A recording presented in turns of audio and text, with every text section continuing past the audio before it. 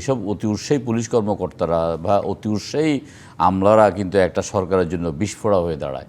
এটা তাকেই কথা বলার জন্য কেউ বলে নাই। জামাত এনসিপির সরকার বলি, অন্তর্বর্তীকালীন সরকারকে না বলে, কারণ সেই সরকারের প্রত্যেকটা দায় কিন্তু জামাত এবং এনসিপি নিচ্ছে, প্রত্যেকটা দায়।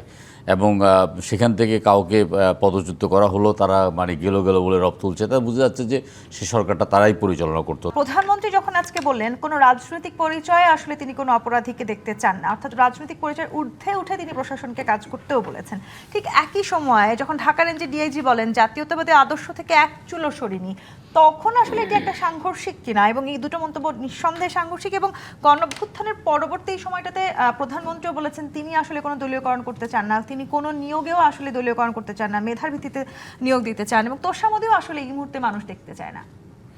ধন্যবাদ আপনাকে, ধন্যবাদ সহ আলোচক সবাইকে।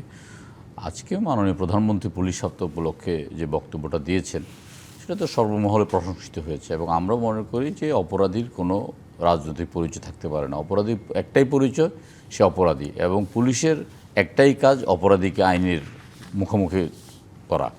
তো সেক্ষেত্রে পুলিশ তাদের দায়িত্ব পালন করলে তো সমস্যার অনেক সমাধান হয়ে যায়। প্রধানমন্ত্রীর পক্ষ থেকে যখন এই মেসেজটা পুলিশকে দেওয়া হয়েছে, তাহলে পুলিশ স্বাধীনভাবে কাজ করতে তার কোনো সমস্যা নেই। এবং আমরা দৃঢ়ভাবে বিশ্বাস করি যে আপনার অপরাধীর কোনো রাজনৈতিক পরিচয় থাকা উচিত নয়, এবং কোনো রাজনৈতিক দলের আশ্রয় প্রশ্রয় নিয়ে কেউ কোনো অপরাধ করে পার পেয়ে যাবে, এটা অন্তত বিএনপি বিশ্বাস করে। ঈদ আসবে, সাথে ক্যাশব্যাকও আসবে। নিজের বা প্রিয়জনের জন্য কেনাকাটায় এবারও নগদ পেমেন্টে পাচ্ছেন দারুণ ক্যাশব্যাক। তাই যাই কিনুন, পেমেন্ট করুন নগদে। কিন্তু সেক্ষেত্রে আজকে একজন পুলিশ কর্মকর্তা যে বক্তব্যটা, এটা একদম অনাহুত, অনাকাঙ্ক্ষিত এবং অতি উৎসাহী। এসব অতি উৎসাহী পুলিশ কর্মকর্তারা বা অতি উৎসাহী আমলারা কিন্তু একটা সরকারের জন্য বিস্ফোরা হয়ে দাঁড়ায়। এটা তাকেই কথা বলার জন্য কেউ বলে নাই। তার দায়িত্ব সে কোন কি বাদ ধারণ করে অথবা আপনার সে কবে থেকে কী করছে, এগুলো তার একান্তই ব্যক্তিগত ব্যাপার। তিনি যখন পোশাক পরেছেন, পোশাকের প্রতি সম্মান রক্ষা করে তিনি রাষ্ট্রের দায়িত্ব পালন করবেন। রাষ্ট্র তাকে নিয়োগ দিয়েছে, রাষ্ট্রের পক্ষে কাজ করবেন। রাষ্ট্র কার? জনগণের পক্ষে কাজ করবেন, আমরা এটাই আশা করি। এবং ভবিষ্যতেও সরকারি কর্মকর্তা, কর্মচারী এবং আইনশৃঙ্খলা রক্ষাকারী বাহিনীর প্রত্যেকের প্রতি অনুরোধ থাকবে, নির্দেশ থাকবে যে তারা যেন হয়তো উৎসাহী হয়ে কোনো কথা না বলে।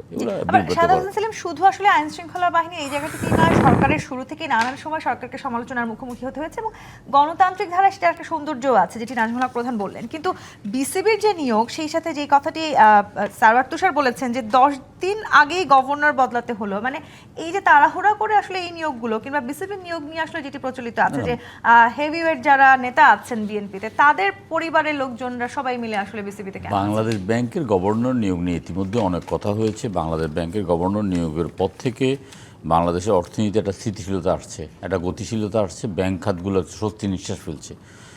বিগত মানে যে আমরা যদি এটাকে জামাত এনসিপির সরকার বলি, অন্তর্বর্তীকালীন সরকারকে না বলে, কারণ সেই সরকারের প্রত্যেকটা দায় কিন্তু জামাত এবং এনসিপি নিচ্ছে, প্রত্যেকটা দায়। এবং সেখান থেকে কাউকে পদচ্যুত করা হলো, তারা মানে গেল বলে রব তুলছে, তা বোঝা যাচ্ছে যে সে সরকারটা তারাই পরিচালনা করতো। তারা তো অভিযোগ করেছে যে এই অন্তর্বর্তীকালীন সরকারের কয়েকজন উপদেষ্টা আপনাদেরকে না, দুই একজন উপদেষ্টা হয়তো আপনার বিএনপির পক্ষে মনোনয়ন বা বিএনপির মানে মনে হতে পারে, কিন্তু এন্টায়ার সরকারের যে অবস্থানটা, সেই অবস্থানটা তো এখন এনসিপি এবং জামাত প্রমাণ করে দিচ্ছে যে সেটা তাদের দ্বারাই সেই সরকারটা পরিচালিত হচ্ছে।